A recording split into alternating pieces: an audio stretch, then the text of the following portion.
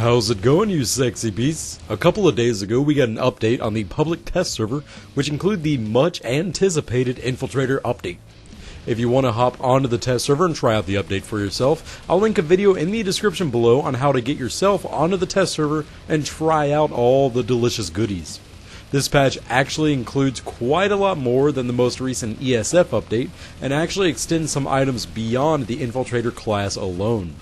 If you are a big Infiltrator player, or even if you're not, this patch will be quite an expansive addition to your Planetside 2 gameplay.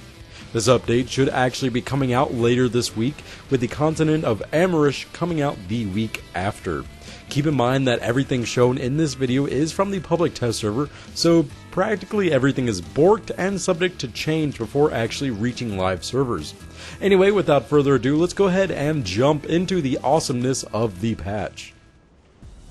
First off, let's go ahead and cover the faction agnostic additions from the Infiltrator update. First off, the biggest bit that I'm sure everyone has been looking forward to from the teaser pictures for months are the Crossbows.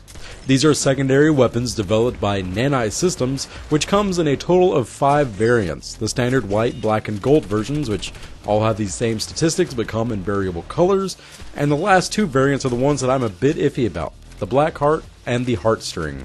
They're both standard crossbows with some different coloration, but come with some unique and very unfitting particle effects. Blackheart fires black and white skull and crossbones, and the Heartstring fires off pink hearts. Planetside 2 is slowly shifting toward being a crazy colorful Team Fortress 2. Anyway, these crossbows deal 650 damage per bolt, have a magazine size of 3 bolts, a reload speed of 3.7 seconds, a chamber time of 1.1 seconds, and a total carried ammunition amount of 15 bolts. These weapons are built to be a strong secondary weapon, used in conjunction with the new Stalker Cloak, which I'll touch on in just a bit. Anyway, the 650 damage model allows the crossbow to one-shot infiltrators with a headshot and deal a beefy amount of damage to any other soldier while hit in the head. It's also a good contender to be used as a knife combo weapon, since the Commissioner has been ruling superior in that regard. Though it is a very strong secondary weapon, the chamber time between shots and the inability to one-shot hostiles with headshots makes this weapon seem kinda balanced. Optics available include the standard range between 1x reflex up to the 6x scope. Rail slots can be filled with the laser sight or the new dark light flashlight, which exposes any infiltrators within a 10-meter range while illuminated by the flashlight. Ammunition slot can be either the explosive or detect bolt. The detect bolt reduces the damage to a paltry 100 damage per shot and causes the bolts fired to act exactly like a level 6 recon detect device dart. This will allow classes that aren't infiltrators to cover the map with detect darts, but makes the weapon itself rather useless for combat.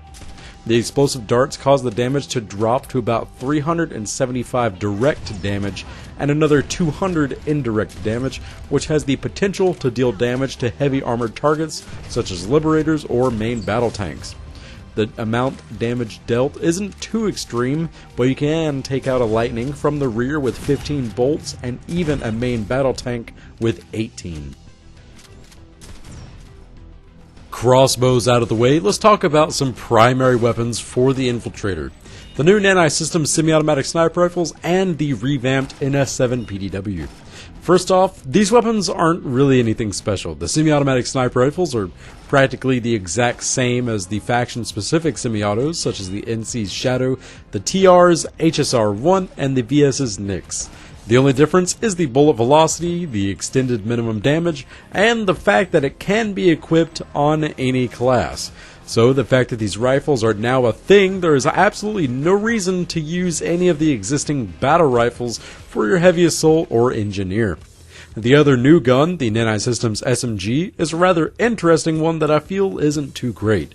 It comes suppressed right out of the box and has zero access to barrel attachments due to this fact.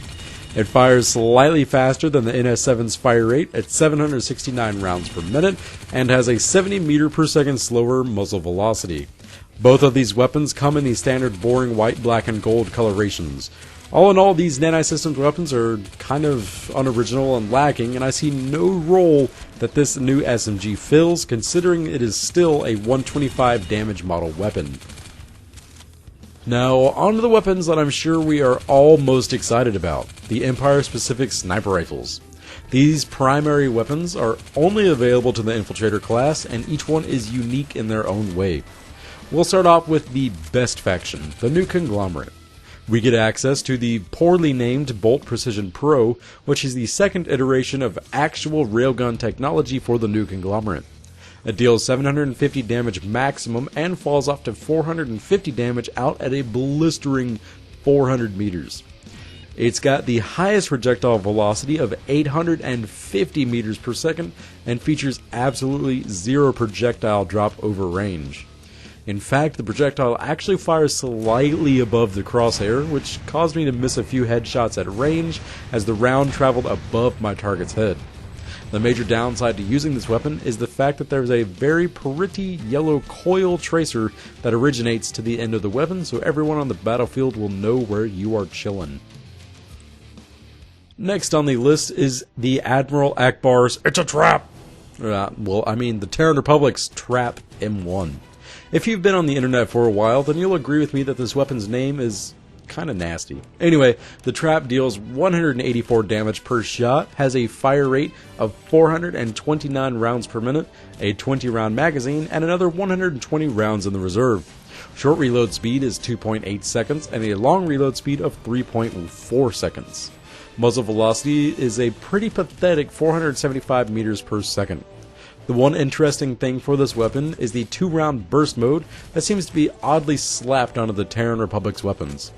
Thankfully, this works for the Saber 13 since the first shot recoil multiplier was dropped below 1, but the TMG-50's burst and subsequently the Gauss Rifle S's burst are all wonky as hell.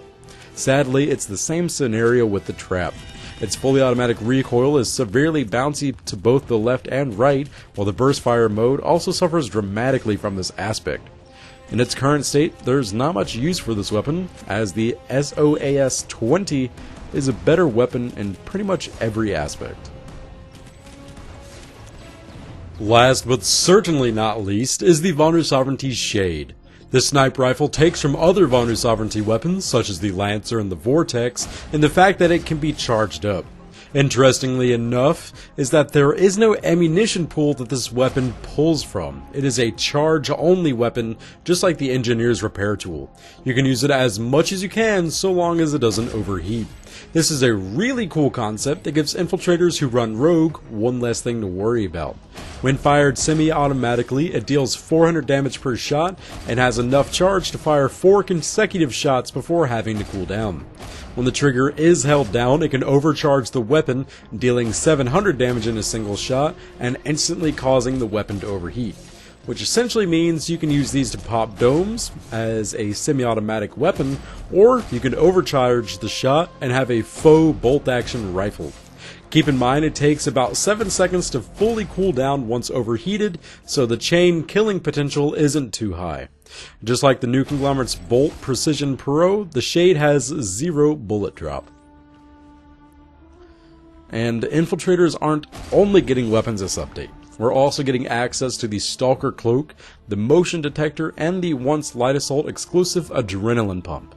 The Stalker Cloak will conceal the Infiltrator, much the same as the default Hunter Cloak, but with 2 pretty big differences. First and foremost, having the Stalker Cloak equipped will prevent the use of any primary weapon. You can still equip primary weapons into the loadout screen, but you will be unable to draw them while actually running around in the field. So you're limited to your tool, grenade, and secondary weapon. Also, while standing still with the Stalker Cloak activated, you will not lose any cloak energy, which essentially means you can stand still and remain invisible indefinitely. This cloak will be a prime choice for those who like to play aggressive using the Commission Knife combo, and even the new Crossbow Knife combo once it hits the servers. The new Motion Spotter replaces the Recon Device Dart Launcher and acts very similarly to the tugs in the Battlefield series.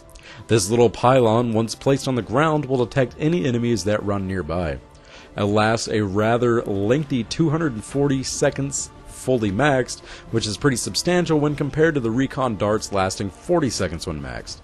It plays a faint noise and projects 4 faintly flashing lines in the prime directions all around it, making it a rather obvious target for hostiles to spot. As for the adrenaline pump, infiltrators can now equip it. So in other words, don't equip it. The last biggest implementation is the straight pull bolt, available to any bolt action sniper rifle. This attachment goes on the rail slot for your desired bolt action rifle and allows the soldier to rechamber around without having to leave the scope, which essentially lowers the time to reacquire a target after firing a round. This attachment is going to be pretty much a requirement for any serious bolt action sniper rifle user, and makes my beloved SASR even that more badass. That's all I've got for the Infiltrator update. You sexy beasts. Hopefully these new items should be hitting the live servers pretty soon, which I think will actually be this Thursday, but there's still a little work to be done before this happens.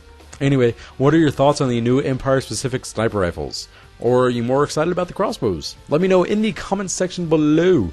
I, for one, am looking forward to some new secondary weapons, especially due to the fact they can now be equipped with attachments. That's just mind-blowing for me, since every other pistol in the game can't be fitted with an optical sight, despite having the rail system for it. Regardless, I'd love to hear your input about anything covered in today's video. If you found any bit of it enjoyable or informative, please give it a big-ass thumbs up. If you didn't, thumbs it down and let me know what I can improve upon. If you'd like to see more videos like these, then go ahead and subscribe. It's free.